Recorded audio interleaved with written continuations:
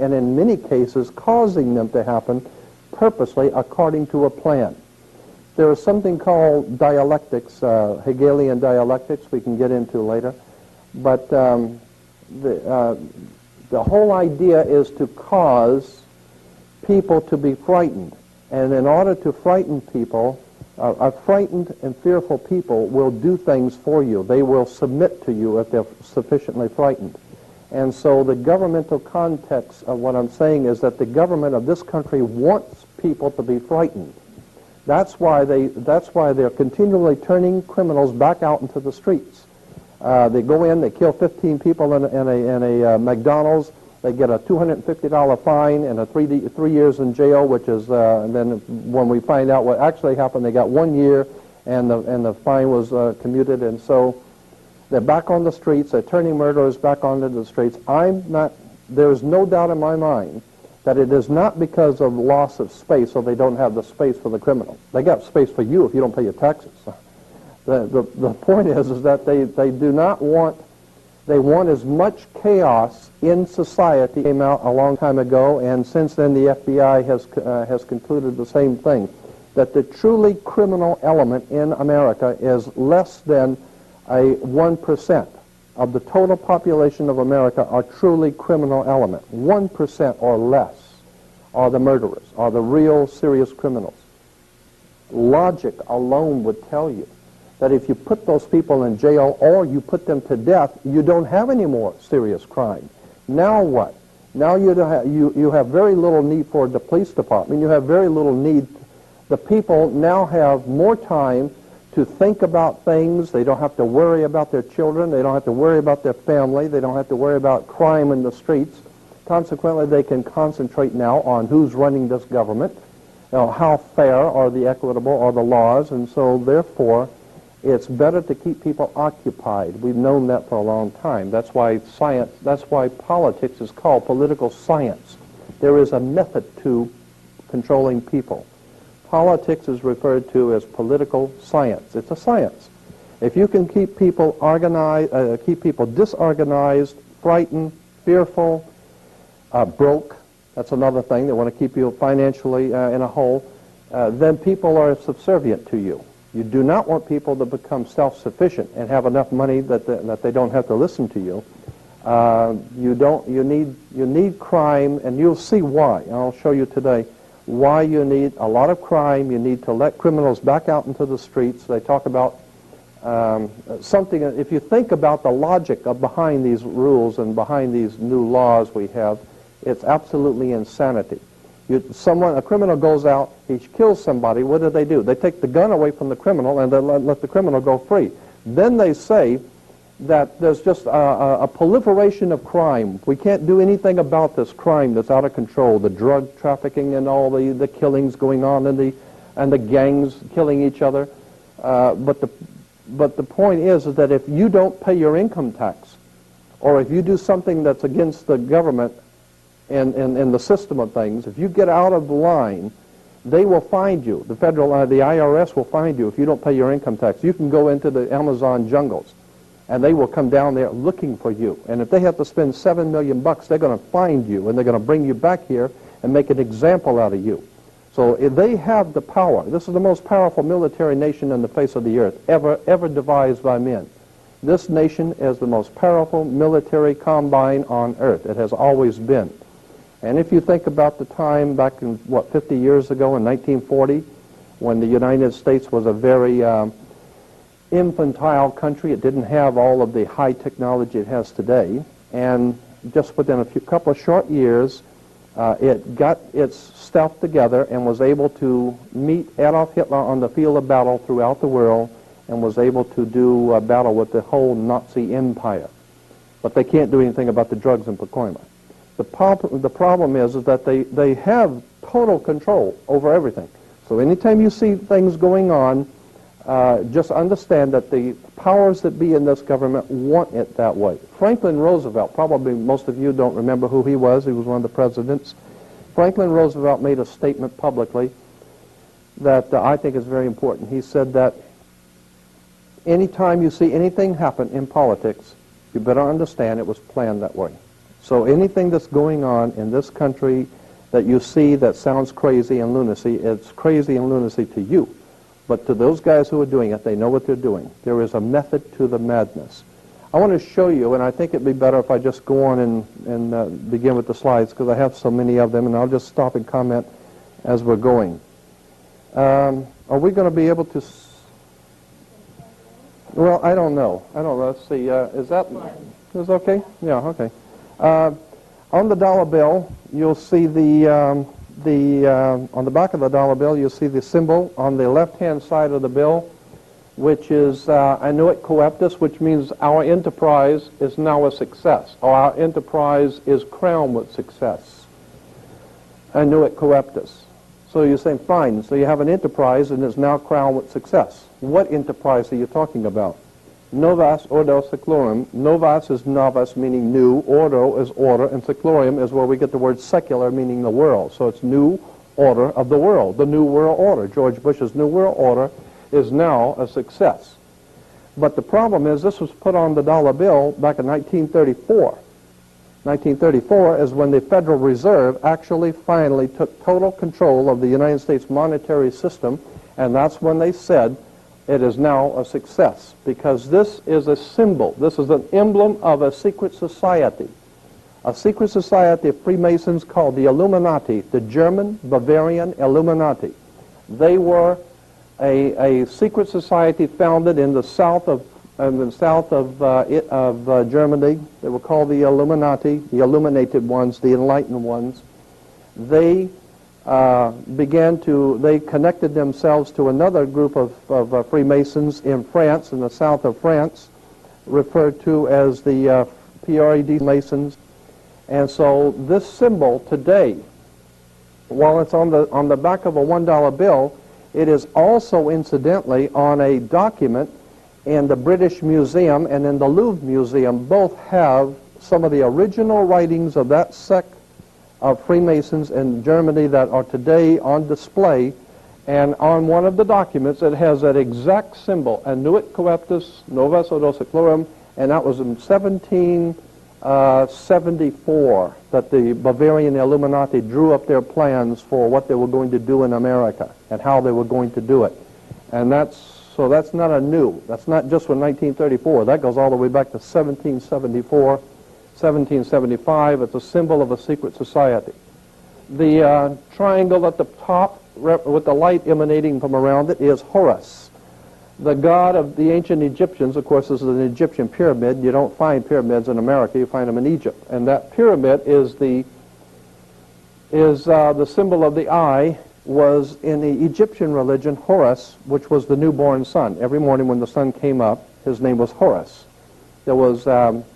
That was the solar divinity in Egypt. Horus was God's son, the light of the world, who is risen. He is our risen Savior, our risen. And so Horus was referred to as God's son, and that's why the light is emanating from around, because it's the sun. The sun is a round eyeball of God. The ancient Egyptians believed the pupil of God was the sun, and he's watching you. And therefore, the sun was very bright. And so today we even say someone who is extremely intelligent is brilliant. They're bright. And that's why God is, of course, the most brilliant of all. Therefore, the sun is the most brilliant because it's God's eye. All right, anyway, there are 13 layers on the pyramid. And the 1776, a lot of people think is because of the country being founded in 1776. It has nothing to do with that. As I said, this is on a document published back in 1774, 75, and then in 1776 the Roman appeared on it in Europe. So what it amounted to is that the 1776 was when this secret society actually formed into a secret, like any other secret society or fraternal order. There's a few years, and then there's a time when they actually get a charter and come together and actually become an actual organization. And then they get a charter from the government, and they actually are a legal organization. They were in operation in the 1760s, 1770s, but it wasn't until 1776 that they actually made themselves into a coherent order, and it was called the Order and Sect of the Illuminati. They were the basis for what we call today in our country the Bavarian Illuminati was the basis for what we call today the Colombian faction. The Colombian faction of the Illuminati came here right after this government was formed, and that's where we get today Columbia Space Shuttle, Columbia Movies, Columbia Television, Columbia Records, everything, Columbia University. As a matter of fact, Columbia TV, Columbia Broadcasting System, CBS. What is the symbol for CBS? It's the all-seeing eye of CBS. It's the Colombian faction of a secret society that calls themselves the Colombians, and that's why our government is in the District of Columbia, because these guys own our government. They print our money, and they own not only the government, but they own you. You are their property. As a matter of fact, when you're born, your birth certificate, on the bottom of the birth certificate, it says the Department of Commerce. It is a property of the Department of Commerce because you are nothing more than a piece of commercial material. That's why if you're out of work, you don't go to an unemployment office, you go to the office for, what is it called, human resources, because you're just a human resource. So, in other words, these guys print the money, they run the country, and they own you, and they own everything around it. And so they make the laws, and that's why they can decide who can kill who, and who can get away with who, and who can get away with whatever, because they make the laws and they decide, all right?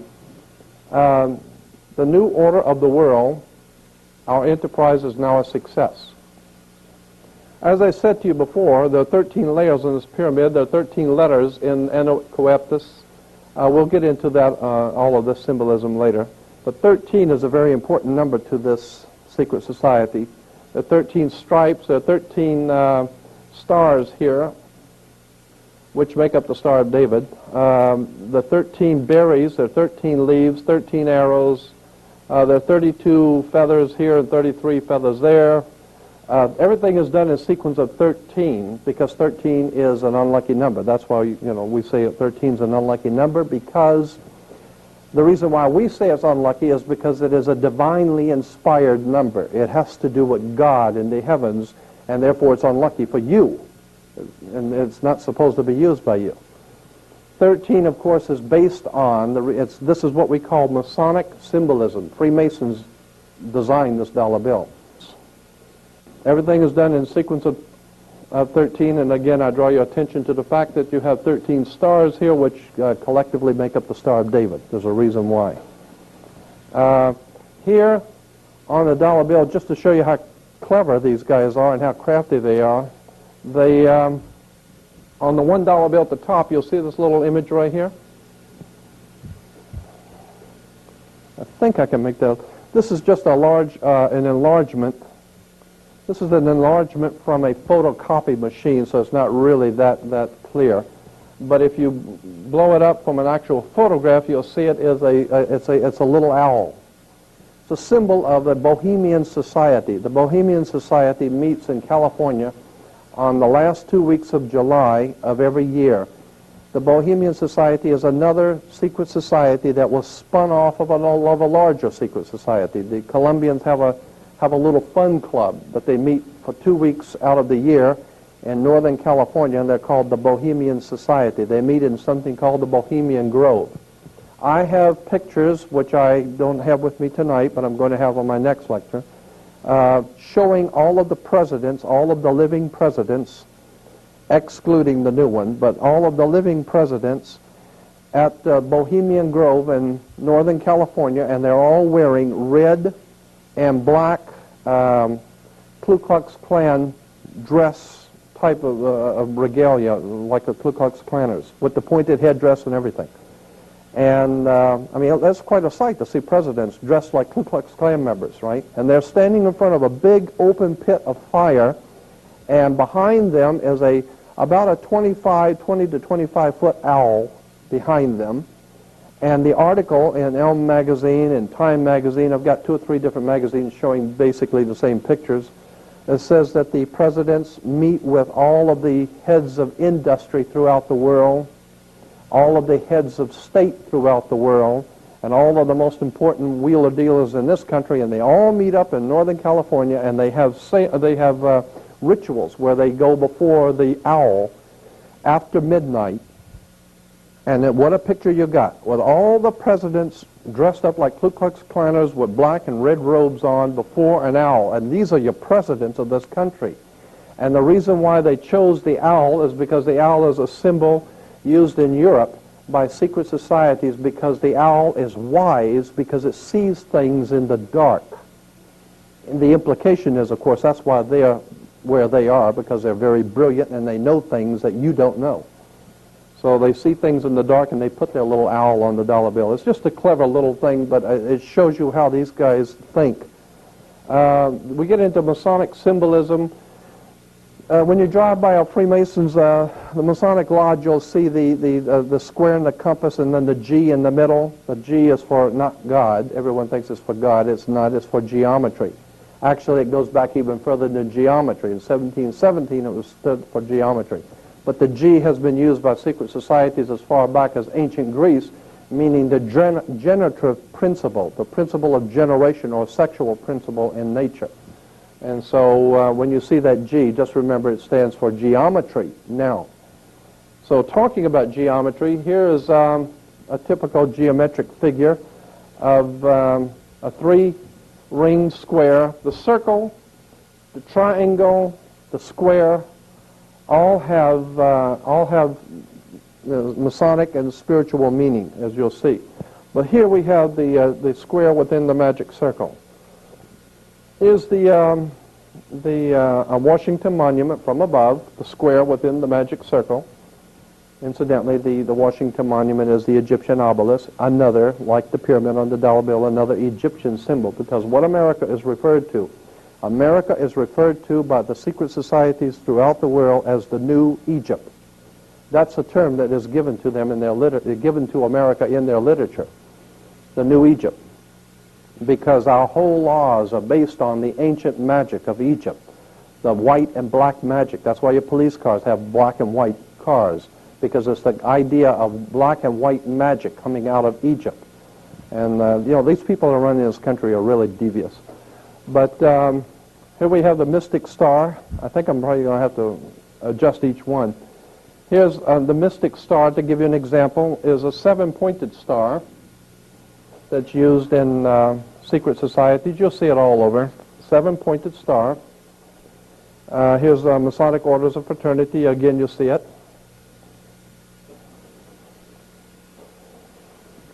Golden Dawn, Enochian magic. Incidentally, as I said, this whole thing is going to be like a shotgun effect. I'm covering a lot of stuff. But the old symbol of John Wayne in the movies, remember in the old movies when the pilots were taking off on the aircraft carriers, you'd always see the military doing the thumbs up signal, when the planes were getting ready to take off, the thumbs up. Well, that thumbs up signal was developed for America by Aleister Crowley, one of the most master magicians the world's ever known. And he also developed for England, for Churchill, the victory sign, the V for victory. The V for victory is from the Jewish Masonic symbol for benediction and life. You'll see that in a few minutes too. But just to show you that symbols and emblems don't just happen. They're for a reason. They mean something. Again, we go back to the seven-pointed star. And California Highway Patrol, wait a minute, there it is. California Highway Patrol uses a pointed star. It has to do with the Enochian magic. And it's a magical symbol. The seven, of course, is the same seven, but the reason why we have 7 days of the week. The synagogues have the 7-candle lampstand, the 7-rayed kingdom. Everything is done in 7. It's a very important number. Here's a double cross, which was Roman Freemasonry. The double cross, which is Eastern, what do you call it, the Russian Orthodox, the Greek and the Eastern Orthodox Church uses the double cross. And it's appropriate because that's exactly what we're talking about here, a double cross. If we understand where that word came from, double cross implies that you've been deceived or been cheated or something. It's a symbol that means something, and I'll show you how it is incorporated into politics. The double cross, like here, and of course on Exxon you have the double cross. And I had a letter from the Exxon Corporation asking them if that was the double cross of Eastern Freemasonry, and they said yes. That's why we did it that way. So, I mean, they don't mind telling you if you're smart enough to figure it out. They'll tell you. You write them, and they'll be very honest with you. Here's interesting. This is probably familiar to you. The five-pointed inverted pentagram is generally, the inverted pentagram is regarded as something representing evil. The five-pointed pentagram, penta, of course, being five. If you take the arms off of a pentagram, the star, and when you have just the inside, you have what is called a pentagon. That's why the United States has a pentagon. The pentagon is a symbol. That's why, incidentally, Chrysler can use the pentagon symbol as a Chrysler symbol, because they're the ones that produced all of the half-tracks and tanks and everything else for the United States during the Second World War for the Pentagon. So they still use the symbol of the pentagon. But what's interesting is that this is an upside down with the point pointing down, the two pointing up, and this is a symbol, of course, as I said, representing the devil, and you see a lot of these killers and rapists and murderers, with the five-pointed pentagram. Here it is again, just showing you how it has its connotation with the pointing down being the devil. Here's the first synagogue in Los Angeles of the B'nai B'rith in 1873, and up here, what do you see, is the inverted pentagram. We're talking about this is the first synagogue in Los Angeles, and they're using an inverted pentagram, which everyone knows is associated from the earliest ages in the Middle Ages with devil worship, okay? Here's a seven-rayed kingdom of God, how the seven flames and the seven candles of light. Incidentally, the seven-candle lampstand in the synagogue, the seven candles represent the seven lights of the heavens: Mercury, Venus, Mars, Jupiter, Saturn, the sun, and the moon, the seven ancient gods of the ancient world. So when you see the seven candle, that's a very holy seven-candle lampstand. No, it just represents the seven little lights in the heavens. And each one of those lights represented a god. Each one of those gods represented a day. So therefore, we have 7 days of the week to honor the seven-candle lampstand of the seven ancient gods of the world. It's all very metaphysical. It's all very strange, and it's all very well put together, if you understand how it works. Here's the shell oil. To give you an idea, let me back it up. I moved too quick on that. Here's the Panorama Mall, has an emblem, a symbol, and I put the shell symbol next to it so you can see what we're talking about here in shell is the sun rising between two triangles. The sun rising between, that's a sunrise, it's not a shell. Just like the Toyota, you see the sun rising, and I wrote a letter to the Shell Oil Corporation, and I sent them pictures like this, and I had some extensive research material I sent with them and said, is this true? Is this not, in fact, a shell, but it is a sunrise, which is a symbol of a secret society in Europe, and it is used in this way? And they said, yes. They wrote back and said, yes, it is a secret society symbol. It's been used for the last 100 years. Prince Bernard of the Netherlands was a member of this secret society. And so when you drive by a shell, just remember, it's not a shell, it's a sunrise of a secret society, and I'll get into that, what it means later. And it's just to show you how emblems and symbols all around us, and we don't even know what they mean. Here's another one. The eight-pointed star is two squares superimposed on each other. Get it better. There's a square here and then a square here, and it's called the double square of Freemasonry. The reason for the double square, the first square means that you play fair and square. You know, when you play baseball down at the town square, and if you, anything which is legitimate and right according to the secret societies is square. You play fair and square. And if you go to jail, they'll give you 3 square meals. It's fair. It's the right thing to do, right? And so the whole idea is square means that everything which is right and legal and just and everything's squared. So that's why even in court they say, well, your testimony doesn't square with the facts. It's square means things which are right and correct. When you superimpose another square, the implications of the second square, which you will see, means disorder.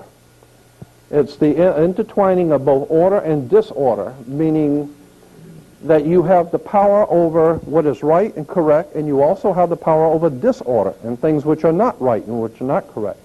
And so the same people control both chaos and order.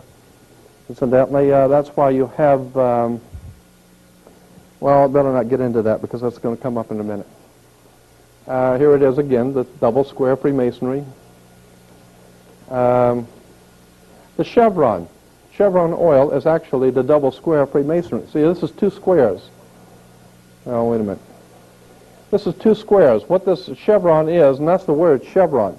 You'll see on the military, the police wear them on their arms, and the military wears the insignias of power. They're called chevrons because they are squares. It's a box. That's a box, and this is a box, and this box is sitting on top of that box. And if you draw a line, for a triangle back here, you'll see it's two square boxes sitting on top of each other. It's referred to as the double square or the chevron of Freemasonry, the double square of Freemasonry. Okay, and so it implies that the powers that be in this world have both control over revolution, trouble, anarchy, and they have control over good government and over righteous government. So they can do whatever they want. You want to have a good government or bad government? They can do the same. They can do whatever they want because they got the money and they got the power. Here in England, of course, it's more appropriate in England, is the double square Freemasonry in London at the Parliament. It even says the octagonal Central Library in London has the double square Freemasonry. And of course, I think it's appropriate there because they do, in fact, finance and organize and direct all over the world. All kinds of bloodshed and violence all over the world is being organized, directed, and financed by the United States government and the British government together. Britain and America are the reason for the violence and the chaos that we're seeing throughout the world today. In Yugoslavia, it's all been planned. This is all part of something that the United States is doing in the Middle East right now, and Yugoslavia is going to pay for it. Again, we have the double square. All right. Here is the double square Freemasonry worn by the Queen. And this square is, the Masonic square is referred to as the Knights of Malta square. This one is the British square Freemasonry. The Knights of Malta, you'll see it's like four little triangles coming together, but they don't actually have a point in the middle. It's just a round or a nothingness in the middle. You'll see that again in Arco, where the four little points come together, but nothing in the middle. The Knights of Malta is, the square of Knights of Malta is the pyramid from the top, looking down on the pyramid of Egypt without the capstone. That's because, remember, on the dollar bill, the capstone is not connected to the body of the pyramid. So here is flying over the top of the pyramid, looking down on the Great Pyramid, you don't have a point because the chief cornerstone is not on the pyramid. And I just threw this in, I don't know why, but I did. Here's Under Life in Fascism. I wanted to make the point about political symbols. We hear a lot of people talking on radio and television about fascism and how bad the fascists are and fascism this and fascism that. Well, in most cases, fascism or fascists have come to power after the nation has suffered an economic collapse. Are we having problems economically or what? Right? A military defeat, Vietnam, and some other disaster. The fascist party wins mass support by promising to revive the economy and restore national pride. And that's exactly what the government's saying today. They need to restore national pride. Get Clinton in there to be president. And no one seems to realize Bill Clinton, as a Rhodes Scholar, trained in England and London, England, and Oxford University, bought and paid for by the Rockefeller Foundation, financed and organized his education. He is nothing more than a yes man for the power elites in this country. They want another Kennedy because he looks good. Personal liberties are severely limited under a fascist government, which is, I'm saying that's what we have here. And the government also controls newspapers, the radio, and other means of communication. That's why I'm not on nationwide television, right? And it issues propaganda to promote its policies, and boy, this government does that. Let's see. Oh, yeah, wait a minute. This is interesting. A secret police force crushes any resistance. I like the word crush, because that's what they do. You get in their way, they come out and beat your brains out, right? So, Here is a symbol of fascism. I thought I had one. Yeah, here it is. The French fascism. This is the symbol for fascism. A bundle of sticks with a hatchet head. Here is here's another, incidentally, behind a red shield. He's standing here, it says Robin Hood. Why? Because the red shield is German for Rothschild. The Rothschilds of England were a German Jewish family in England who took over the Bank of England and took over 5 other banks in Europe and became known as the Rothschild banking dynasty of the world. The richest banking dynasty on earth, okay? Rothschild in German. Roth is red and shield is flag or a shield. So Rothschild is... Fascist was an authoritarian political movement that developed in Italy, several other European countries in 1919. Its name was derived from the fasces, this thing here, an ancient Roman symbol of authority consisting of a bundle of rods and an axe. That's incidentally why we had Axis powers in the Second World War. Here's the bundle of sticks with the axe, and this is on the symbol. This is on the back of the dime. The symbol for fascism on the back of the American dime. There it is. I mean, this is a fascist country. And it says fascism is a dirty, evil government that takes over and controls the people. Well, of course it does. That's what's happening to us. We've been taken over and controlled by fascists. And why? And here it is, the President of the United States standing here giving a State of the Union message, and what's on each side of him? The fascists. This is in the Congress. In the Congress, there are symbols of power for the President. Has 2 large fasces, and very few people have ever even noticed them. They're looking at this guy, and they don't even see these symbols of world fascist power, okay? And in case you're so blind you can't see, I blew one up and make sure you can see it. That is a fasci.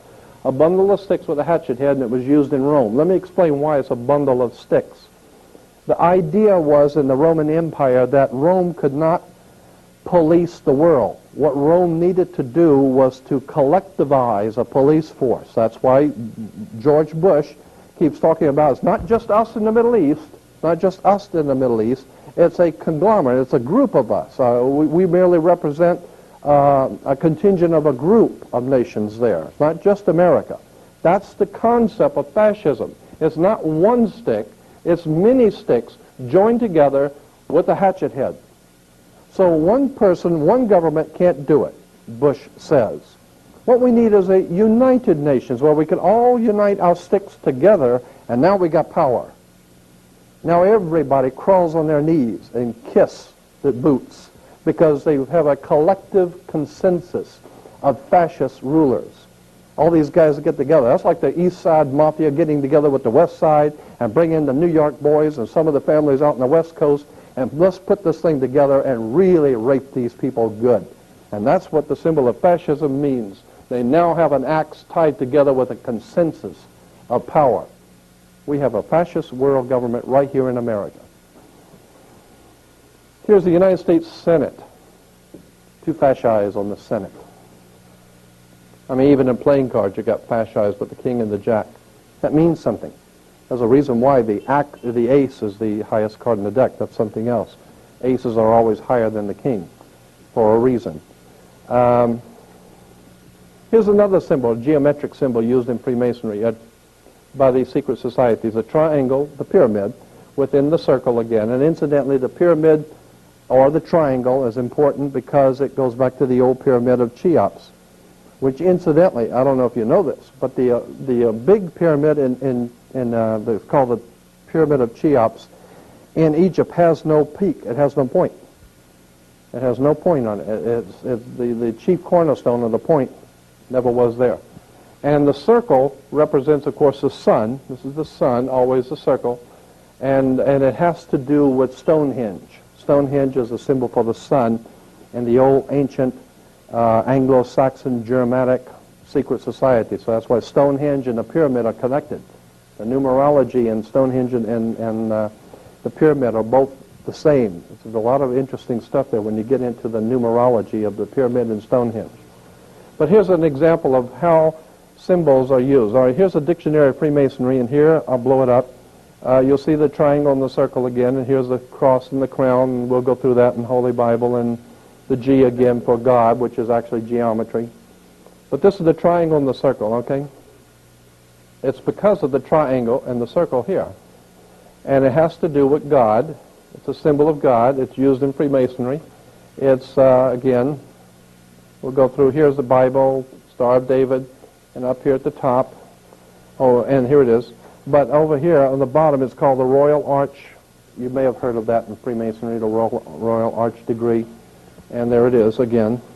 And here you'll see it used in churches. The School of Theology at Claremont. Yeah. You see it right there? Used in churches because Claremont School of Theology is a Masonic college. It's financed, organized, and directed by a secret society in Europe. Yeah. And but people don't realize that because it's a church. It has to be holy. And there's nothing holy about it. This is a very powerful secret societies operating throughout the world behind our government and behind governments throughout the world, and they have tied themselves in and set up what they call a religious establishment. And the religious establishment is nothing more than a front man for a very powerful secret societies operating in the world. So they may look holy, but you better do your homework. There's more to religion than meets the eye. Here's the King and Queen of England with the triangle and the circle above them. And incidentally, this is a whole different subject of the British royalty. The reason why we call them the royal family comes from Egypt. Osiris, Isis, and Horus were the original trinity in Egypt that was referred to in Egypt as the Holy Family, the royal family. That's where they get the royal family, because of the triangle, the pyramid of Egypt, with God's son, Horus, rising.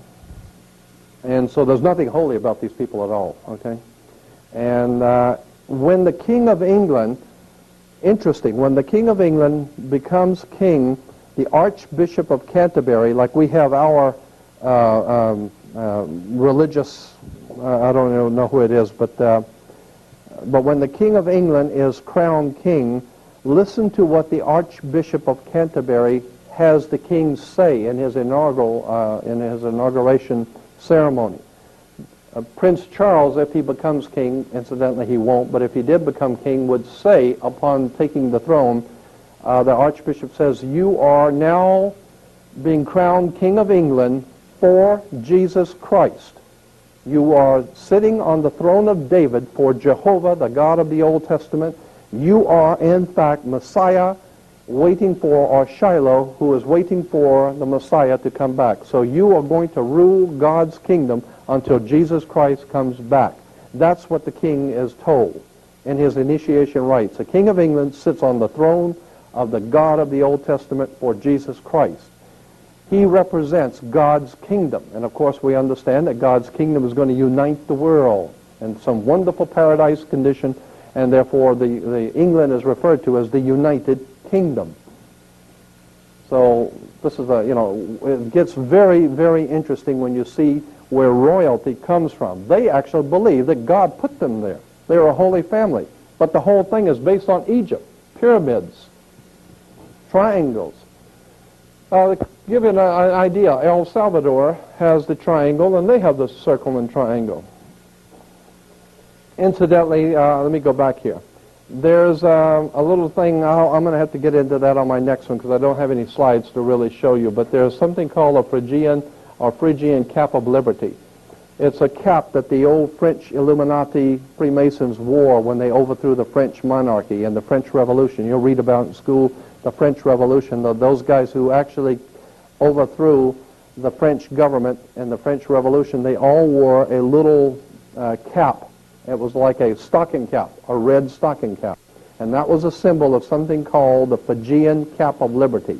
It goes back to the ancient Roman societies in ancient Rome. And I'm not going to get into it because it's a very interesting subject on this Phrygian cap of liberty, and you'll see it many times and what it means. But the point I'm making here is that the triangle is within the circle even in Nicaragua. And, wait a minute, I'm missing something here. Nicaragua and El Salvador, right, and those are the two countries we've had a lot of trouble with in war down in Central America because of this symbol here. That's what is causing the war, is this symbol in the middle. It's called the Phrygian or Phrygian cap of liberty. Just shows you how the triangle and the circle is used. Here's another symbol in Freemasonry. On the Bible, you'll see the cross and the crown. The cross and the crown, of course, is the cross of Jesus within the crown of salvation or whatever. But if you go back to Freemasonry again, you'll see the cross and the crown. The cross and the crown is actually on a chart of Freemasonry, the Scottish and York Rite. We have two rites of Freemasonry in America. The two most important ones are the Scottish and York Rite. The York Rite comes from England, York, England. And when the York Rite came from England, and again I'm saying that this is like a shotgun effect. I'm just making you aware of some interesting little connections. We can get into all of this later. But the York Rite comes out of York, England, and the Duke of York, Prince Andrew, is the Duke of York. The Duke of York, the York Rite Freemasons come to America. When America was founded, the first thing they did when the Columbians came over, the York Rite Freemasons came over. And they set up what they call New York. And New York is the Empire State. That's why we have an Empire State Building. New York is the Empire State because it's the new state of the empire, of the New World. It's the New World's Empire State. And the Empire Strikes Back. We get into George Lucas, Steven Spielberg with their Empire Strikes Back and all of that kind of stuff. Because there's symbolism in these Indiana Jones and all that, Star Wars stuff. But anyway, here's a Scottish Rite. They have 33 degrees. That's the reason why you have degrees of Freemasonry. See, the first, second, and third degree. At the third degree, that's why, incidentally, when you're in court or the cops pick you up, they give you the third degree. Right? Reason because the police department is a Masonic order. They wear the Masonic symbols of power on their arm. Incidentally, that's why they call the armed forces, because they use their arm to beat your brains out. And here's the 3 layers of Freemasonry, first, second, and third degree. They're giving you the third degree. Then once you become a third degree Mason, you can either go into the Scottish Rite or you can go into the York Rite. The Scottish Rite is referred to as the Egyptian Rite. Everything that they teach and believe is based on Egypt. Or you go into the York Rite, and everything they teach and believe is based on the old York order, which is supposedly called Christian. Right? So at here again, you have the Royal Arch Masons. Royal Arch is very important with the triangle and the circle, and there's the Knights Templar emblem again with the cross and the crown. The Order of the Red Cross is one of them, and here's the Order of Malta.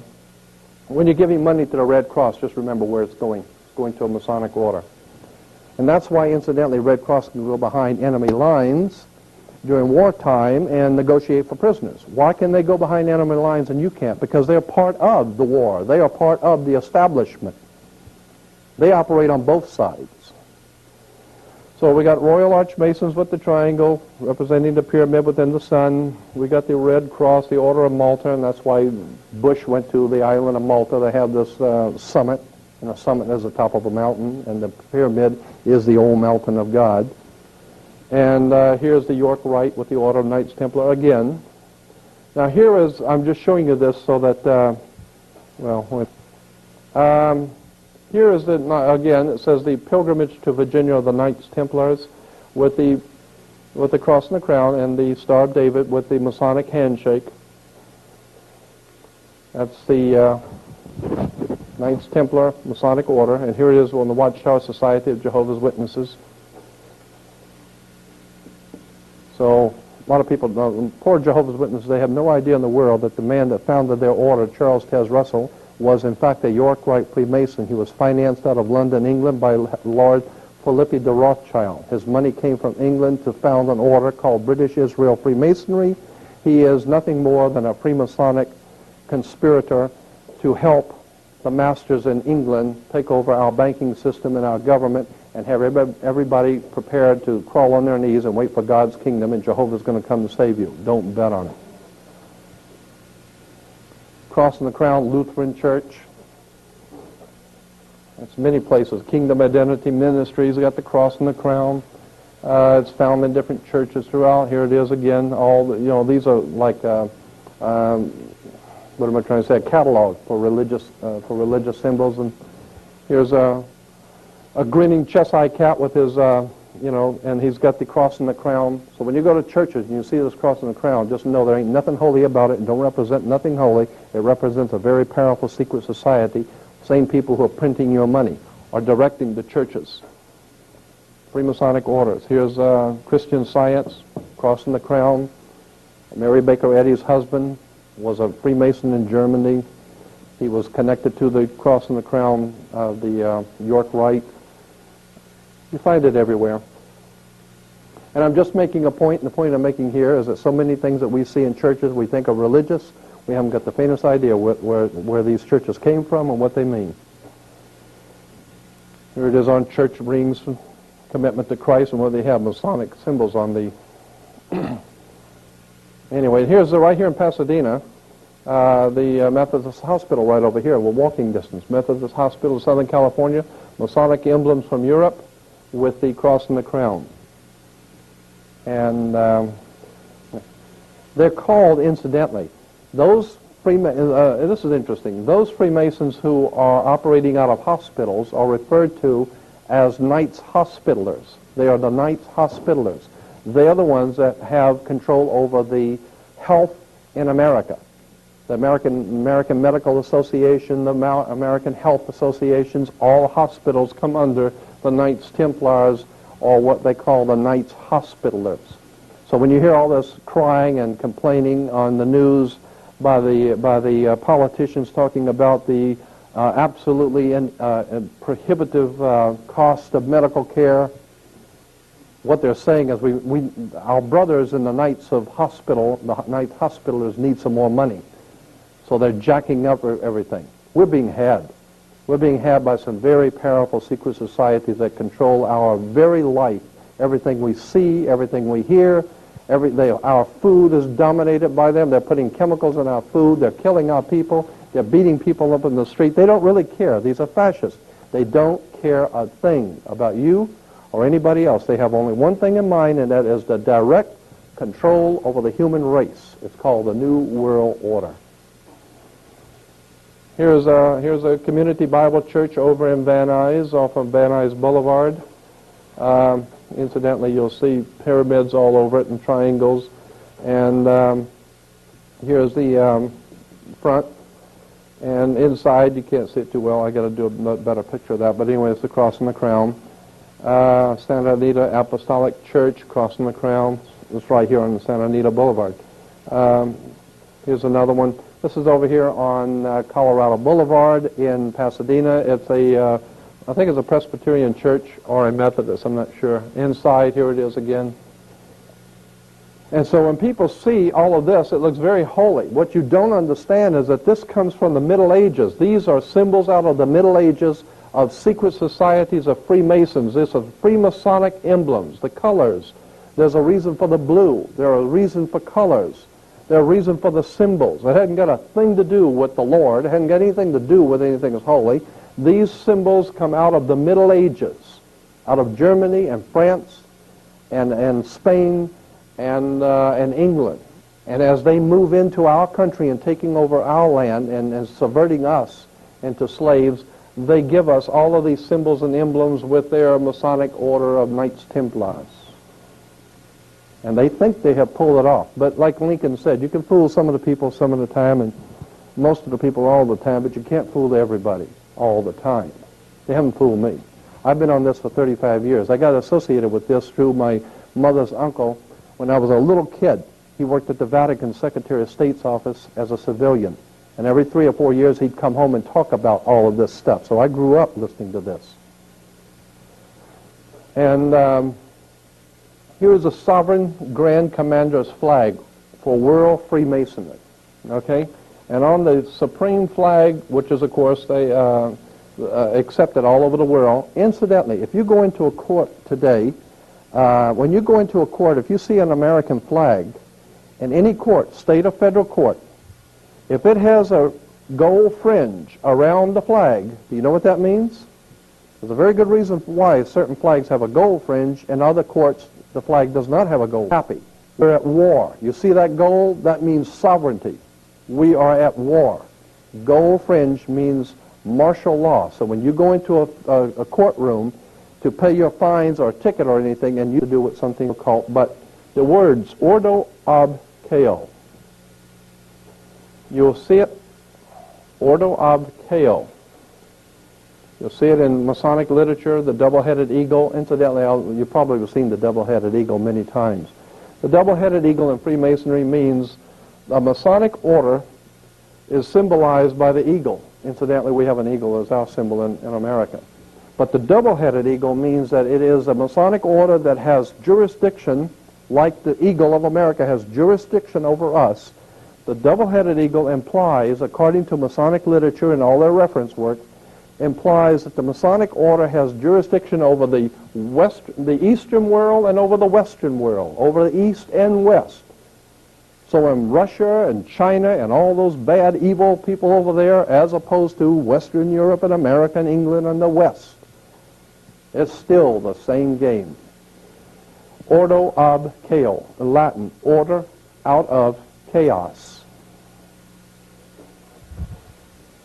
So what we're talking about here is these people are causing, financing, organizing, and directing chaos. And for what purpose? To bring about a new order. To keep you frightened, keep you scared, keep you broke, and keep you on your toes. And while they're keeping this chaos going, they are instituting a new order, and you didn't even know it. In other words, it was bad enough as it was. Now it's really going to get bad. So, order of chaos again. You see it everywhere. Incidentally, you'll always, when you see Masonic orders, you drive by and you see in front of Masonic lodges, you'll always see the double-headed eagle perched on a sword, always on a sword, because they said real power comes from the sword. And that's the way you create chaos, is with the sword, with violence. And out of that violence, ordo ab chaos, order out of chaos. That's why they had television shows, comedy shows a few years ago on television. One was Get Smart. While they tell you, anytime somebody's telling you get smart means that you're implying you're an idiot. Get smart, wake up. Get smart. What were the two sides in Get Smart? One was chaos, and the other was control. Right? Get smart, wake up. This is what's going on here. It's a scam. So when you see that everything, all this rioting and all this killing, and the gangs killing, that's all being planned. This government is planning this government is planning gang warfare. They want the gangs to kill each other. That's part of the strategy. It's incredible. Ordo ab chaos. Anyway, order from chaos to control. Here's a California Senate, California legislature, 1953 Senate Investigating Committee, published by the state of California. Okay, and it says, so-called modern communism is apparently the same hypocritical and deadly world conspiracy to destroy civilization that was founded by the secret order of the Illuminati in Bavaria, 1776, May 1st. The World Revolution conspiracy appears to have been so well organized and to be ever continuing and ever on the alert to take advantage of every opportunity presenting itself, or that the conspirators could create.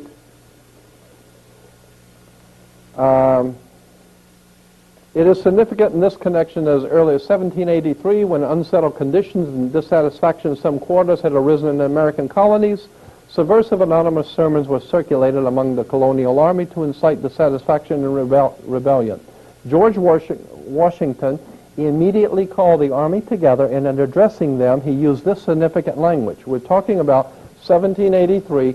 George Washington said this, quote, "My God, what can this writer have in view by recommending such measures? Can he be a friend to the army? Can he be a friend to this country? Rather, is he not an insidious foe, some emissary perhaps from New York?" So George Washington already realized that there are conspirators who are planning our demise, and they're operating out of New York. Then the Senate goes on to say, it is plain that Washington believed the then center of this secret conspiracy, so far as this country was concerned, to be located in New York, and felt it to be his duty to make such a direct statement. So what we're talking about here is as far back as 1783, we've known what was going on. Well, I better go on to the next quote because it'll make sense. The recognition of May 1st, 1776 as the founding date, which is on the bottom of the pyramid on the dollar bill, 1776, had nothing to do with founding this country in 1776.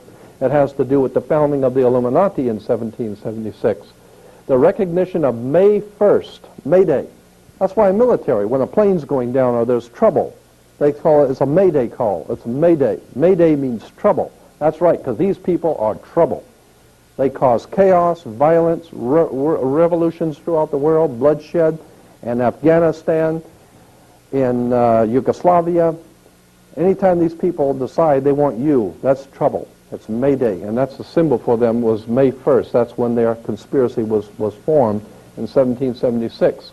Now, the recognition of May 1st, 1776 as the founding date of this world revolution conspiracy is not difficult to understand when it is realized that May Day is frequently celebrated even in recent times by rioting and bloodshed on a worldwide scale. That's why the Soviet Union always had their May Day parades, because the Soviet Union was always going out and killing people and murdering people, and they would celebrate on May 1st, because what they were saying on May Day was that they're celebrating the world conspiracy. They're celebrating the world Masonic conspiracy that is financing the Soviet Union.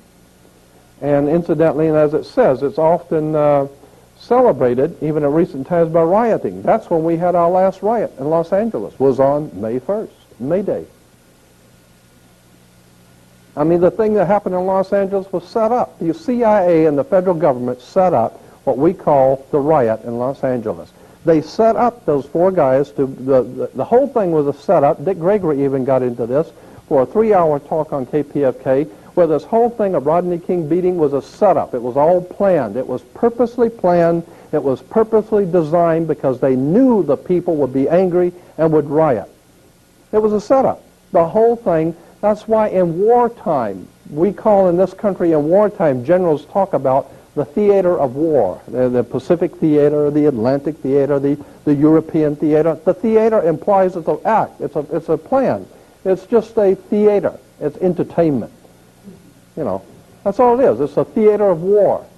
In other words, when you see all this violence and raping and killing going on in Czechoslovakia or Romania or wherever the hell it's going on, or in Yugoslavia, it's all been planned. Now, what do you think the Pentagon is all about? They're sitting there planning how they're going to take over different countries, what they need from certain countries. They're breaking the monetary systems of the world. It was all being well planned. There ain't nothing, like Roosevelt said, there ain't nothing happening by chance in politics. Anyway, in issuing this manifesto, the communist conspirators evidently believed the time had arrived when, with the aid of ignorant victims, a worldwide takeover could be accomplished, and there were not enough ignorant victims then, and the expected coup failed. The conspirators thereupon conceived a plan for the future of supplementing the long-established secret conspiracy in existence since May 1st, 1776, with an unremittent public campaign for victims among the ignorant of all nations, and in an attempt to hide from view the underlying hypocritical conspiracies existing since May 1st, 1776, it was decided that in such public campaign, the manifesto of 1848 should be heralded as the founding date for communism, and Karl Marx falsely proclaimed as its author. What this is saying is that we are taught in school that communism is directly caused by Karl Marx and Friedrich Engels writing the Communist Manifesto. In 1848, Communist Manifesto was written by Karl Marx. No such a thing. History tells you that it was written, the Communist Manifesto was written in 1776 in Europe by an order of Freemasonry called the Illuminati. And it wasn't until 1848 that they decided, well, we better tell everybody that somebody else did it. So we'll say Karl Marx came up with it in 1848. No way. What we call communism is nothing more than a plan by the banking elements in England and America to divide the world between two divisions, to divide the world between the East and the West, so that you can have war. You've got to have war, chaos, before you can bring control. That's why the United States financed Adolf Hitler. The United States financed the Soviet Union. Soviet Union is called the Soviet Union, not because it's a union of states, it's because it was a unionized under International Labor Organization, the ILO, which was originally called the IWW, the International Workers of the World, which because they wanted to unionize all labor. Painters Union, you know, the Carpenters Union, the Soviet Union, it's unionizing labor. And once you can unionize labor, get control over monetary and labor systems, now you can have them war with each other, and you've got control over them. These people are very, very smart. They've got this stuff together. And here's George Washington's, the writings of George Washington from the U.S. government printing office, from original manuscripts. Here George Washington says, "I have heard much of the nefarious and dangerous plan and doctrines of the Illuminati. It was not my intention to doubt that the doctrines of the Illuminati and the principles of Jacobinism had not spread in the United States," see, on the Masons and the Illuminati, in the United States. On the contrary, no one is more truly satisfied of this fact than I am. So he's saying, you don't have to tell me about the Illuminati and what they're doing in New York. I already know. Here is interesting, though. On the Masons and the Illuminati, George Washington writing said,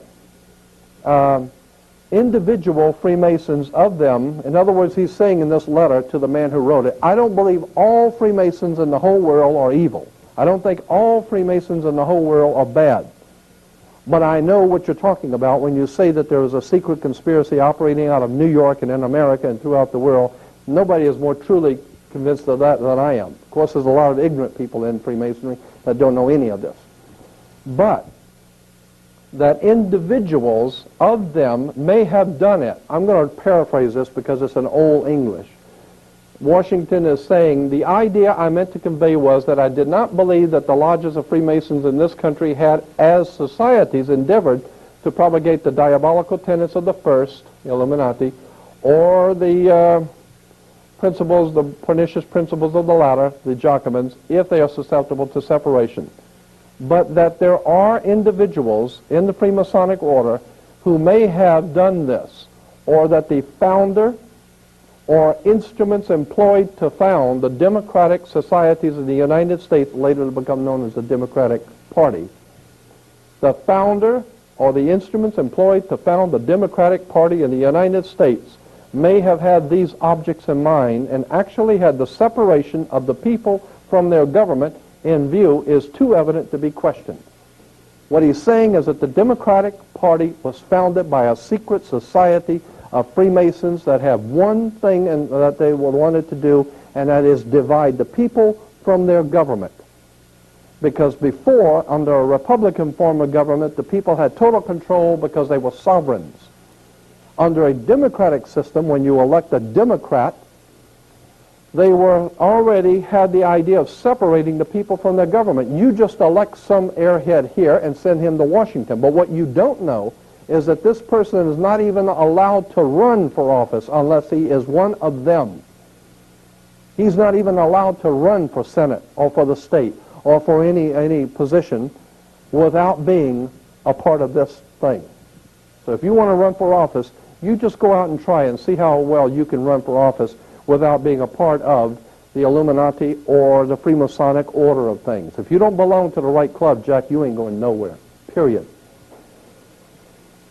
Here's a congressional report from the congressional hearings on steps toward British Union, again, Union, steps toward British Union, a world state in international strife. I'll run that back by you again. British Union, a world state. What are you talking about, world state? You're talking about a one world order, a world state, an international war. And on page 13, this is a very interesting document, 28 pages long. But on page 13 it says, let me call your attention to the fact that on the reverse of the Great Seal of the U.S., which appears on dollar bills, you will find the exact symbol of the British Israel World Federation movement. This symbol is also carried on literature of other organizations promoting a world government and a world religion. At the bottom of the circle surrounding the pyramid, you'll find the words Novus Ordo Seclorum. It is the new order that was advocated by Clinton Roosevelt several hundred years ago. So this is a symbol of a thing called the British Israel World Federation. It is a connection between England and America and the Masonic orders of both and how they put this thing together. That's why, I guess, again, we say that England is God's kingdom, the United Kingdom. And as a matter of fact, there's a very big difference. A lot of people don't know this. There's a very big difference between being an English and British. British comes from a Hebrew word, Brit. In Hebrew means a contract or a covenant. And Ish in Hebrew means man. Therefore, British means the covenant man, man of the covenant. What covenant? It's the new covenant, God's covenant for a kingdom through Christianity, through God's kingdom, the united kingdom, the British. And the British, with America, are involved in something called British Israel Freemasonry, and all these dopes in Washington, D.C., and these conspirators in Washington, D.C., the District of Columbia, are nothing more than frontmen for a very powerful secret society is preparing us to accept something that's called God's kingdom. Remember, Armageddon's coming, the end of the last days, the end of the world, Jehovah's Witnesses, the Mormon Church, the end of the world. You better do your homework. There's something going on here. That's why we have a 51st state. Incidentally, a legal term in this country for a state is called the state of. Like the state of Alabama, the state of New York, the state of Florida. State of is a legal term according to International Maritime Admiralty law. That's why we have a state of Israel. Israel's not a country, it's not a nation, it's called the state of Israel because it was set up as part of our federal system. It was set up in 1948 by the United States and England, and it was referred to under International Maritime Admiralty law as the state of Israel because it is an actual state of the federal system of America. So you better figure out why too. There's a reason for it. Here is a symbol taken from a Freemasonic book. They didn't know I had, and here's the fires of revolution and trouble, anarchy, the cauldron of fire they call it in Freemasonry, the revolutionary trouble, and here's the pyramid with the Masonic. And down here you have three contingents or three factions of Freemasonry always at war with each other. You have the Pope, which is incidentally, the Catholic Church is a Jewish Freemasonic movement founded in the Middle Ages in the year 325 by Constantine. It is a Jewish Freemasonic political movement. That's why the Pope wears the little yarmulke. He wears the little yarmulke with the cardinals. They wear the tellus. All of these symbols and emblems in the Catholic Church are nothing but Jewish Freemasonry. Huh? Kabbalistic Freemasonry. You'll see. I'll give you a lot of examples of that very quickly. This represents Rome, or the Roman Freemasonic orders, and incidentally, you'll see a lot of this stuff in Godfather 3. In the movie Godfather 3, there's a lot of this stuff talking about the secret societies and the Freemasons operating in the Vatican and all that kind of stuff. And, incidentally, the guy who directed those shows and put them on the Godfather series, Francis Ford Coppola. I was doing some research at the police department down at Parker Center, and in their files, they have a whole file on Francis Ford Coppola. Francis Ford Coppola's father was Carmine Coppola, who was a don in the mafia in the city of Corleone, Italy. Huh? Corleones? That was his father. His father was a don in the mafia in Corleone, Italy. That's how you can make such a great movie and know so much about it. Hell, his father is the don in Corleone. Yeah? So, anyway, incidentally, I think Francis Ford Coppola is great, but I mean, he's very knowledgeable. He's put stuff together, and you better figure out where he's getting all that money to make, Apocalypse Now and all the, hundreds and hundreds and hundreds of millions of dollars. Where's he getting the money from? I mean, where do these people get the money from? They're getting it from secret societies and fraternal orders that are the powers behind our government, okay? So here we got the Vatican, we got the Knights of Malta, and the King of England. And they're all in there working up the fires of trouble all over the world. Here's the Pope with the yarmulke. Why, I ask you, are all of the politicians and all these world leaders all on their knees to the Pope? It's not because they're Catholic. I mean, here's the Emperor of Japan, Japanese, and he's on his knees, or getting ready to. So how come these people are all on their knees to the Pope? It has nothing to do with the fact that he's Catholic. It has to do with the fact of who he represents. He represents a very powerful secret society referred to as the Knights of Malta. And in world Freemasonry, there is something we call today an unwritten code of ethics among the thieves. I mean, you may be the East Coast family and the West Coast family, but when you meet, there's a certain respect for each other. So the Eastern nations, they respect that he represents a very powerful secret society of the West. And so it's only honorable to show respect. It doesn't mean we can't have a war. It doesn't mean we can't kill each other. But this is a state affair, so we all on our knees. And these symbols here, the stripes going over the shoulders, all are Masonic emblems. They always represent who you are in the Masonic structure of things in world Freemasonry. Is that why they killed the 30-day Pope? That's it, exactly. That's why they killed John Kennedy, too, because the Pope, they were afraid. Freemasonry in this country was very much afraid that John Kennedy was going, the old Joe Kennedy was going to start a Catholic dynasty in America. And that's one thing they're not going to have in America, the Catholic dynasty. You can't help it once in a while a Catholic will get elected or something, but we didn't have no dynasty here. I mean, every time you turn around, Joe Kennedy had, 15 kids? My God, he was going to have kids galore. And he wanted to have all his sons be president, and, congressmen, senators, always going to be a Kennedy doing something every time you turn around. So somebody decided to take Kennedy out. It's interesting that Kennedy, all the stuff around Kennedy's assassination is just filled with secret societies, fraternal orders. All you need to do is see JFK and you know there's something going on here. Anyway, here you got the Knights of Malta on Nazi soldiers with Adolf Hitler. That's because Adolf Hitler was connected with the Vatican. The Vatican signed concordance with Adolf Hitler. And that's why Mussolini and Adolf Hitler and the Pope, they were the enemies of Jewish Freemasonry in America. That's why if they're going to kill a few Jews in Europe, who the hell cares? I mean, that's business, you know. That's why Hitler was killing Jews, is because the Vatican was an opposing branch of Freemasonry, which was a Gentile Roman branch of Freemasonry, which is why Rome, Mussolini of Italy, joined together with Adolf Hitler because they were trying to reestablish what is called an Aryan system of laws and science in the world as opposed to the New World Order in America. So when you see all these things happening on a world scale, they're not just happening. There's reasons for all of this stuff. You know, here's Nazi officials. They look like some of the people who run this country. They're just like it, too.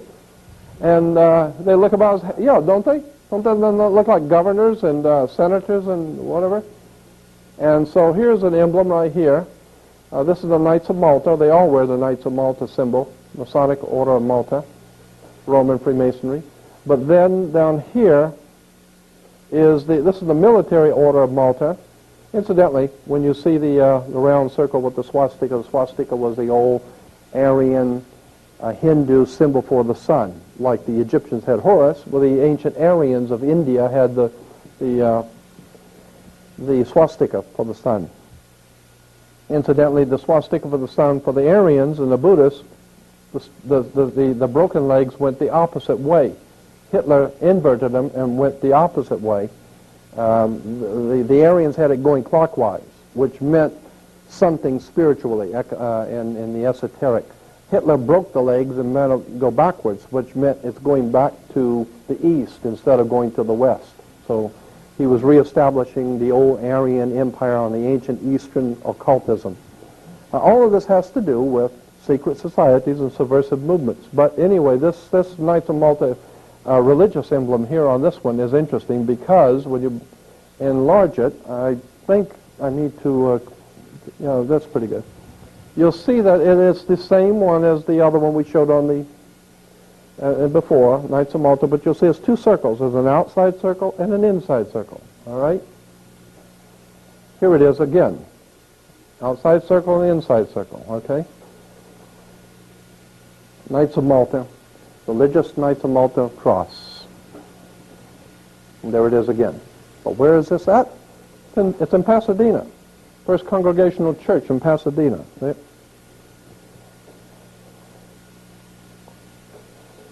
It's on churches right here in Pasadena. The Knights of Malta, religious Knights of Malta symbol. So, oh, and something else you might be interested to know. On all churches you'll find pointed arches pointed arches on the doors. You go into a church with a pointed arch, and the windows are pointed arches. The pointed arches symbolize the female. It's the pointed arch of the female. And that's why the male, that's why they would never allow priests, women to be priests in a church, because the philosophy which gave birth to what we call Roman Catholic or Western Christian civilization was based on the female arch, and the man wears, the priest wears the robe, or the robe, which is the female dress. A robe is a female dress. And a priest wears a robe because spirituality in the ancient world, according to the ancient world, spirituality was always in the hands of females, not the males. Men were never thought to be holders of religion or spiritual creatures. They were the ones that went out and killed and raped and murdered and brought in the food. The women were the ones that nurtured the child, brought civilization to males, because if you take all males, you lose civilization. You need the female to civilize society. Yes? The male compass, right? Oh, yeah. The compass of the male. It has to do with and that's why I said that the priest represents, with the long robe, he is representing female wisdom, or something the Greeks call it Pistis Sophia, female wisdom. And within the female wisdom, beneath is the male. So it all has to do with symbology. It all has to do with sex, the female, pointed arch, etc. All right, then we get up here to York Rite Freemasonry again, and here is the Masonic square, or the Masonic, the Malta, Knights of Malta cross. There's a cross, that's the same one the Queen was wearing, right? The Knights of Malta cross. Here it is again. Let me go back to that. Order of Knights Templars. That's why in Israel today, you see the Jews going to the Wailing Wall, and you see this in the news. They're at the Wailing Wall. And it's the wall in which they wail. They wail because of the Wailing Wall was put there. It's a very difficult story to say in a couple of words, but that's where we get Wall Street, from the Wailing Wall, the Hebrews who wail on the Wailing Wall of Wall Street. It has to do with symbolism, which goes back to Solomon's Temple. Solomon's Temple was the symbol and the home of what is called the Knights Templars, Knights of the Temple. That's why Steven Spielberg has the Jedi Knights, and the Empire Strikes Back and the Jedi Knight. Incidentally, according to, if you go to the library and look up the Masonic folklore, you will see that the spiritual connection between the Freemasons of the York Rite and God was a little spiritual creature they call Yoda, with little pointed ears, and he was a magician. They call him Yoda. Yoda comes from Yoda, or Judah. It has to do with Judah, Yoda, the Knights of Malta, and whatever. You could make a whole study out of any of this. You could make a 3-hour lecture out of every single thing I'm saying. You could spend hours on it, but I'm just throwing all of this stuff in just to show you that there are connections that can be made. Anyway, the Knights of Malta with their Maltese cross. Here's another Knights of Malta, 33rd degree Freemason with the Knights of Malta. Okay. Here's the same one on Masters of the Universe. Right. That's what they intend to be, is Masters of the Universe. I mean, hell, they own the Earth. Now they're going for the universe, right? Now they want to go out to other stars, moon, own the whole universe. Masters of the universe. Blonde hair, Aryan. Remember Hitler with the blonde hair, Aryan, Knights of Malta, Catholic Church, kill the Jews. Hey, it's all connected. Right? Okay? You get the Knights of Malta again. And I'm drawing your attention to this strange configuration here because you'll see it again in the fire department. LA Fire Department has the Knights of Malta. Because the fire department, the police department, sheriff's department, mayor's department, and everybody else's department is all Masonic. The whole thing. We are in the hands of a very powerful secret society, and we call it law. Actually, it's nothing more than secret societies who have totally taken us over. And we just go along to get along because we're too ignorant and too frightened to death to do anything we did know. Yes?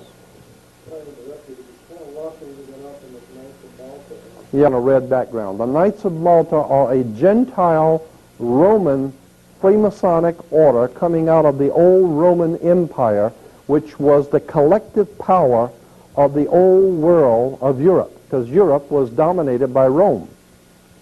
And so the Knights of Malta is a symbol for a Masonic order coming out of the old world order of Europe, and it was called the Knights of Malta, and because it goes back to an old priesthood on the island of Malta. Malta was a symbol many, many, many years ago, over 2,000 years ago in the Roman Empire.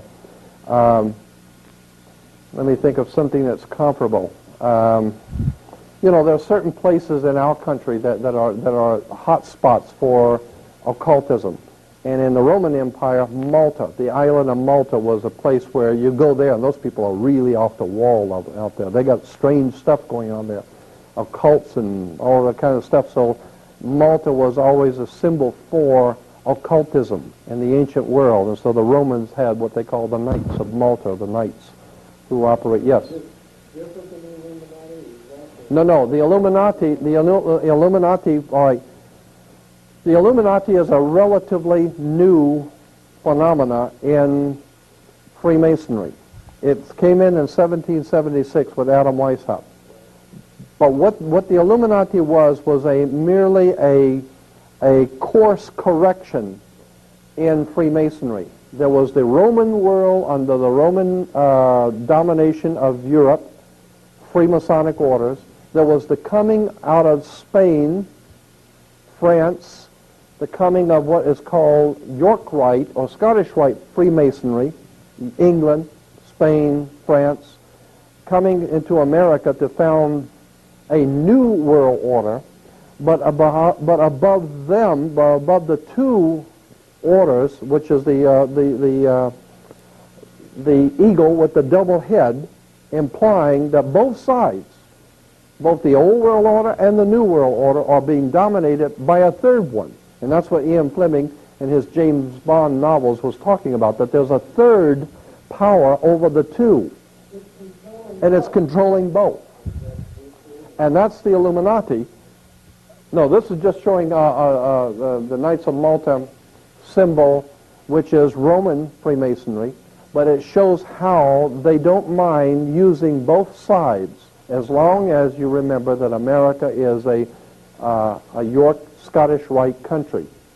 They don't, you know, the symbols of Freemasonry, and what I have to do is I have to show you their works, their reference works that explain these symbols and how they connect, because they're very open with it. They explain their symbols and how they got here and what they mean and why they allow them to be used. I think the part of confusion is they're all working together for the Yes. goal, or are they in No, they're all working together for the same goal. The same goal is to create chaos, to have Adolf Hitler fight the United States, have Russia fight America, have China fight. All of this stuff is being orchestrated from a higher Masonic order. Well, that's the thing that there's been a lot of conjecture on. There's been a lot of books written about that.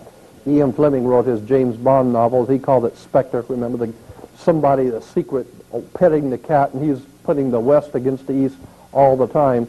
And Ian Fleming, when he was interviewed on David Frost's show, they asked him, who is this specter, this third power group that's always getting the East and the West at war? And he said, England and America and the Western world are aware that there is a third power in the world that pits the two together. And that is operating, he said, out of Switzerland. That's what I think is why Switzerland is a neutral country, because that's where the big boys live. And you don't mess with, yes, the World Bank. As a matter of fact, in Switzerland, there's a large building in one of the cities of Switzerland, and I had a big color picture of it. I don't have it on slides now. There's a large building in a big downtown city in Switzerland, and it's a perfectly round building, enormous in size, look like maybe 2 or 3 blocks round circle, and it's divided into equal three, into an equal triangle. And 1/3 is it says in the article, 1/3 of the building, and then when you fly over it, you can see it. It's like the peace symbol. That's why the peace symbol was the Y within the circle, okay? It was called in runic, in the old German runic, it was called the peace symbol. Anyway, the 1/3 of that building in Switzerland is the world headquarters for the United Nations. 1/3 of the other third is the World Bank, the International Monetary Fund, and the other third is the world headquarters for Freemasonry, the Masonic World Congress. So you got the Masonic World Congress, World Government, United Nations, and the World Bank. This way they keep it all together. You don't have to go out for coffee. You can all work together, right there together, right? Yeah, it's incredible. Here again, I show you the Pope with the Jewish yarmulke. There's a reason why the Pope wears a yarmulke. That's a Jewish headdress. That has nothing to do with God. It has to do with Jewish Freemasonry. The reason why he is called a cardinal, the word cardinal means a hinge on a door. That's what the word means in Latin, a hinge. And the Pope, the word Pope comes from Papa, which is Latin, which means the door to the mysteries. He is the one that you must go through to open up the mystery of God. So therefore, he's the door and he's the hinge. The cardinals are the hinge for the door. And it goes all the way back to Babylon. It goes back to the old ancient Babylonian and mystical religions. Here's a document I got from a Freemasonic friend of mine who got me this document. It's a color. It was on the wall, and I asked him if he had a color reproduction of it. He did. He gave it to me. And it shows some of the different, what is called the different divisions of Freemasonry throughout Europe, and what they mean and how these guys are all connected together. You know, from England to France to Italy, Spain, it's all being connected. It's all being orchestrated. And yes, What is the title of the talk referred to? I'm not even sure what those words are. That one? I sat and talked to the librarian, the chief librarian. His name was Cook. He was the one that had a copy of this, and he was just explaining how these were the different concordant orders of Freemasonry and some of the different symbols that are used throughout Europe. I thought it was interesting when I first saw it because that looks like the Pope's tiara, the Pope's diadem, right? And that looks like the Pope's diadem, and I called that to his attention. He said, yes, it is. That's the papal headdress. With the, so what we're talking about here is free. Huh? Yeah. But I mean the word casserole. That's the top. No, I understand. I'm saying I don't read the language. That's what I'm saying. Do you read it? No, I don't either. I forgot what the guy was saying. He was, he was an old man. He was telling me all this stuff, and he was writing it all down for me. And I J-E-U, de la. Casserole, meaning the group. Probably. That probably has something to do with it. Yeah. Well, whatever. Yeah, whatever. And he's part of the group and part of the plan. Of course. Because it's the state of the New York Empire. Right. The Empire Strikes Back. George Lucas. Oh yeah, the more we change, the more we stay the same. Nothing new. Here it is again, the Vatican with the Masonic symbols. I'll run through this pretty quick. I don't want you to get too bored. But anyway, here's a papal headdress, but these are all accoutrements for Judaism, right? The Ark of the Covenant and the mercy seat, and here's the Jewish high priest, and he's wearing the same one you just saw, which was worn by the Pope. The Pope's headdress. But we're talking Jewish here. We're not talking Roman Catholic. Unless, of course, you understand Roman Catholic is Jewish. Here is Freemasonry, and off of a page it's called Chapter Jewels of Freemasonry. Symbols of the different departments of Freemasonry. And up here you'll see the king, the scribe, and the high priest. And for the high priest, what do you have is the Pope's headdress. The Pope is the high priest of Freemasonry. And the King of England, he's in there too. But that's why there was a war between the King of England, King Henry VIII, had a falling out with the Pope. And the King Henry said to the Pope, I don't like the way you're doing things here because you're hanging out too much with the wrong kind of people, and so our Knights of the Order of York are not happy with you, and so we're going to break it off. We don't want you ruling England anymore. So from here on out, we're going to be king of the kingdom. The keys are going to be those keys on the bottom of the papacy on the Masonic. Well, let me go back and show it to you. Come on, one more time. Where are the keys? I thought the keys were, okay. Anyway, on the papacy, you might see it here yet, there's always those two large keys under the Pope's symbol. I think that's where we get the Florida keys from, because if you understand what the word keys and what it means, Florida keys, I think, is connected to it. Because those people down there in the Florida Keys, better know who those people are. The Florida Keys are a home for some of the most powerful mobsters the world has ever known. They got a whole thing down there, and if you understood how many millions and millions of dollars, I mean countless millions of dollars, went into just building that highway from the coast of Florida all the way out to the Keys. That is an astronomical feat for the military, and the military was in charge of doing that. The Seabees laid it all out, and the military laid out there, and if you've ever gone down there, that highway is a beautiful highway going way out, as far out as the eye can see. 75 miles. Right. Now, how much did that cost? And how come you put it out there? For who? So, yeah. Uh-huh. They didn't put it out there for me. I don't live there. 175-mile bridge out in the middle of nowhere. And I don't mean no little platoon thing. I mean a beautiful bridge going all the way out to those islands, and there are hundreds of islands out there. Why? Because those families that live out there were friends like B.B. Rebozo, the friends of Nixon. Always see the presidents going down to the Florida Keys. That's because these guys who are the powers behind this live out there in the Keys on those islands by themselves, like in the Sean Connery, James Bond movies. These guys are absolutely horrendous. They got a thing going that will not stop, and we have no idea in the world what's going on. That's why they call it the Florida Keys. Again, I say within the triangle of Freemasonry, you have the Pope's hat. Here is the breastplate of righteousness for the Jewish high priest, the high priest of Judaism, with the Masonic apron, the fleur de lis, which is a symbol of France, which is a symbol of sex, joining the male and female, and he's wearing the Pope's headdress, okay? Here's another Masonic apron, and on the apron you will see King of England, the Pope. Incidentally, that's why when you go to college, you get out of high school, when you graduate from high school and college, you wear a black robe, same black robe that a priest wears. It's the same black robe that a judge wears. And the square you wear on your head when graduating is called a martyr board. It's a square of Freemasonry. So if you go to church and you do things right and you stay in line, you're square. Yeah.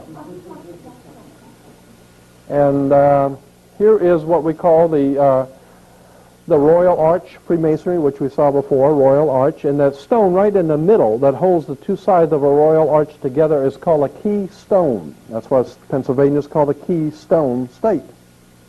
Because Pennsylvania is where the Constitution was signed, where these guys put this whole thing together. That was the keystone state, where the keystone was finally dropped between the 6 and the 6, and the one in the middle makes 13, the 13 colonies, the keystone state. Again, it says, for the Royal Arch chapter, note the headdress of the principals.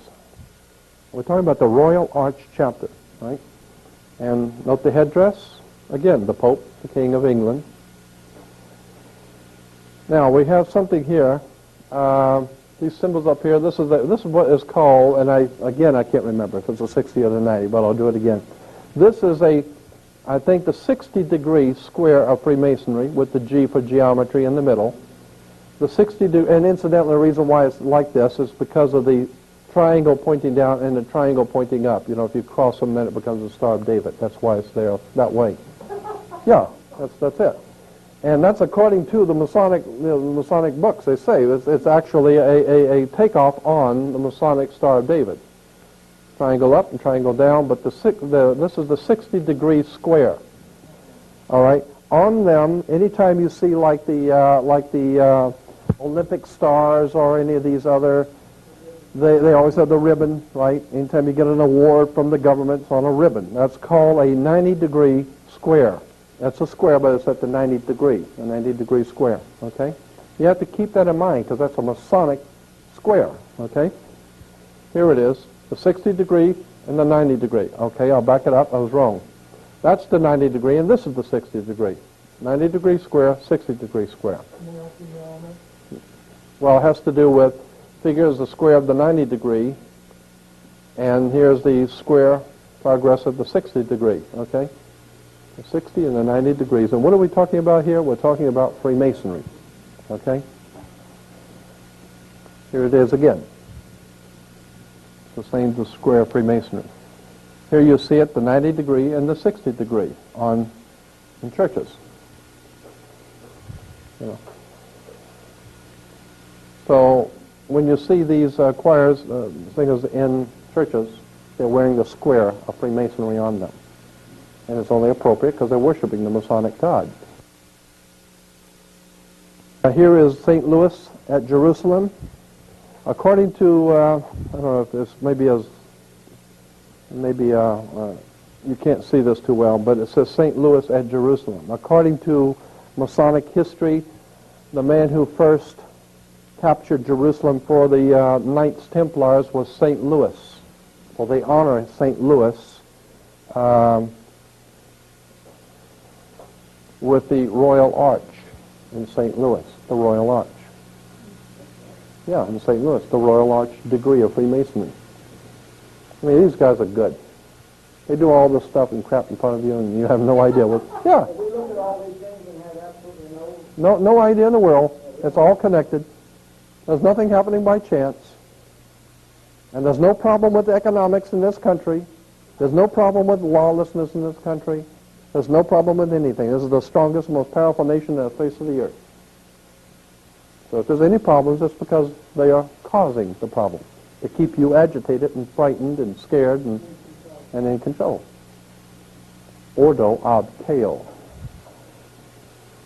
Here's something called the Summit of the Arch. This is from a State Department bulletin. And here it's, I don't know if you can see that, the reading. It's the meeting of all of the top criminal families in the world.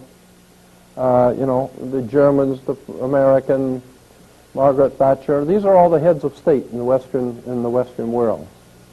And it's the giant glass pyramid. Of course, they would have their picture taken in front of the pyramid in France, and that's why always in any great wars and all the time of world trouble, you always have to have a Paris Peace Conference. In Vietnam and Korea, you always go to Paris because Paris is the home of the French Grand Orient Temple Masons, right? And so here you got the Summit of the Arch. Why would they call this the Summit of the Arch for the Western world's financial and the leaders of the Western world? Here's a little Masonic library to show you how it's connected with religion.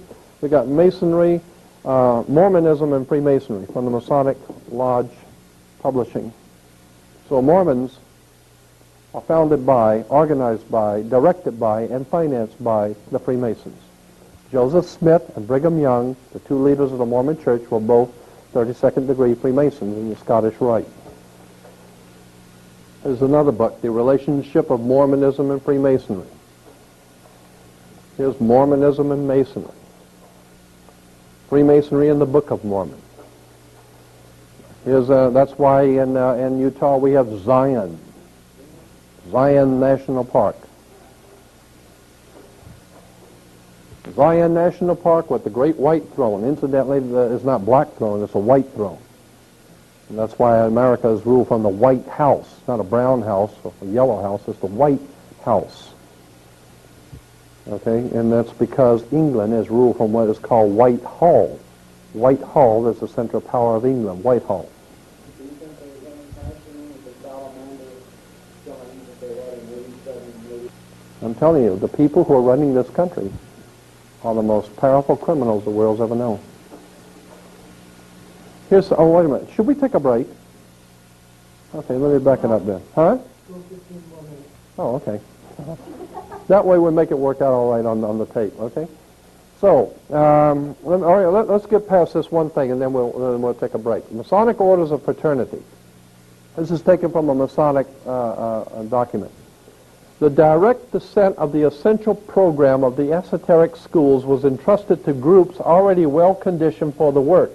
The guilds, trade unions, similar protective and benevolent societies have been internally strengthened by the introduction of a new learning. The advancement of the plan required an enlargement of the boundaries of the philosophical overstate. A world fraternity was needed, sustained by a deep and broad program of education according to the method. There's a method to this education that we're getting. Such a fraternity could not immediately include all men, but could unite the activities of certain kinds of men, regardless of their racial or religious beliefs or the nations in which they dwelt. Here's the point. These were the men of towardness, those sons of tomorrow whose symbol was the blazing sun rising over the mountains of the east. Remember Shell, oil, okay? What it's talking about is that the conspiracy already had knowledge that the guilds, the trade unions, similar protective and benevolent societies were perfect grounds for control. So you set up the Red Cross, you set up the Painters Union, you set up these unions and benevolent societies and this and that, set them all up to ostensibly, of course, protect the people, to help the people, and protection, when in fact they're being organized and directed to control the people. And it does, and such a fraternity could not immediately, we can't explain this conspiracy to everybody, we can't count in everybody on this, but we could unite certain kinds of men. As long as we all understand what's going on here, we could unite these different organizations together. And the symbol for these men, these were the men of towardness, whose sons of tomorrow, these sons of tomorrow, whose symbol was a blazing sun rising over the mountains of the east. That's important. These were the men of towardness, the sons of tomorrow, whose symbol was the blazing sun rising over the mountains of the east. While it is difficult to trace the elements of a pattern never intended to be obvious, the broad shape of a design is dimly apparent, the invisible empire. So it's saying it's very difficult to put all of this together. But the reason why it's difficult is it was never intended to be obvious anyway. If you're on the inside, you know there's a design, but on the outside, it's not supposed to be obvious. Okay? Here's where they're getting this from. This is from the old Assyrian Babylonian mythology. The sunrise, the god Shemesh appears above the mountains of the east. Here's God's sun rising over the mountains of the east. That goes all the way back to Babylon. Here it is in Hebrew theology, the sun rising, Israelites at Mount Sinai. The sun rising over the east. Shell, the sun. The sun rising on Hebrew Jewish Freemasonry. Here it is, the Kabbalah. We're talking about the Kabbalah, and here on the back on chapter 9 is called the way of one who is caught between the suns of a dying and a dawning day. The one caught between the one who, no, wait a minute, the way of the one who is caught between the suns, implying that there's two suns. There's a sun going down and a new sun coming up. The old sun of the old world order, Rome, is going down. Vatican, Europe, is the old sun, and it's going down, and there's a new sun coming up on America. There's a dawn of a new day for America. It's going to be the king of the world now. 1,000 points of light. All right, so what we're talking about here is between the suns of a dying and dawning day. George Washington said, here's his chair. where he signed the says, "But now at length I have the happiness to know it is a rising and not a setting sun." I now at length have the happiness to know that it is a rising and not a setting sun.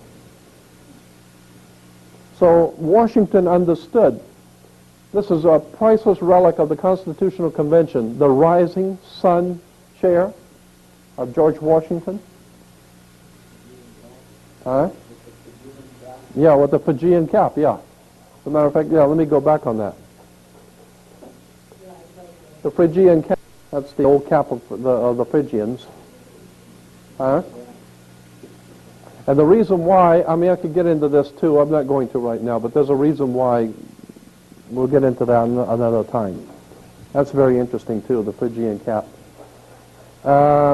Here's a book by James Billington, Fire in the Minds of Men. It traces the course of the revolutionary faith from its earliest origins in occult Freemasonry to the allegedly scientific Marxism of today. So when you hear things about scientific Marxism, communism, the Soviet Union, and all of that, what we're talking about, scientific Marxism, is actually had its earliest origins in occult Freemasonry. And James Billington has written some brilliant books. He is a Rhodes Scholar, like the new president. He's a Rhodes Scholar also. He teaches at Oxford. He's probably taught our new president. He is a really establishment boy. This guy is well thought of by all the gangsters and top of the governments of the world. He's their boy. And he is a very, very brilliant man. He's put out some very thick books on the Illuminati and Masonic. This whole book is dealing with the Masonic symbols and emblems that are used throughout the world and what they mean, and what a tremendous book. But I was showing you this only because in relation to Marxism, connecting it with the origins in Freemasonry, okay? Again, here's a page from an encyclopedia on Russia, and over here you have the flag and this national coat of arms. The national coat of arms talks about the rising sun is a symbol of the dawning of the new day of communism. New day is in quotes, okay? The rising sun is a symbol of the dawning of the new day of communism, all right? This symbol came out for the Soviet Union 1930s, late 30s, mid to late 30s. It originally came out at that time. In New York, we have the dawn of a new day, dawning of a new day of communism, and in New York we have for the World's Fair in 1939 the dawn of a new day. There's connections between the New York World's Fair and the coming of the Soviet Union. Somebody's trying to tell us something in New York. Sun rising in Russia, Soviet Union, sunrise. Here's the, what is it, half a dollar? Yeah, 50 cents. And here it says, she is moving toward the dawn of a new day, the sun rising for us. They put communism over there, it's rising for us now. Now we're coming into a communist system.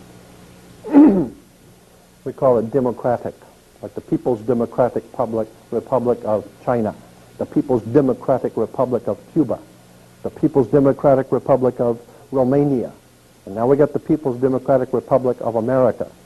And nothing in all Marxist communism is the same as the old Roman fascism. It's all totalitarian dictatorships, period. Here's Charles Tess Russell, founder of Jehovah's Witnesses. He's telling everybody the new day is dawning, you know, preparing all the poor Jehovah's Witnesses for the dawn of a new day. Here is the Watchtower and Bible Tract Society of Pennsylvania, Jehovah's Witnesses with the sun rising over the mountains of the east.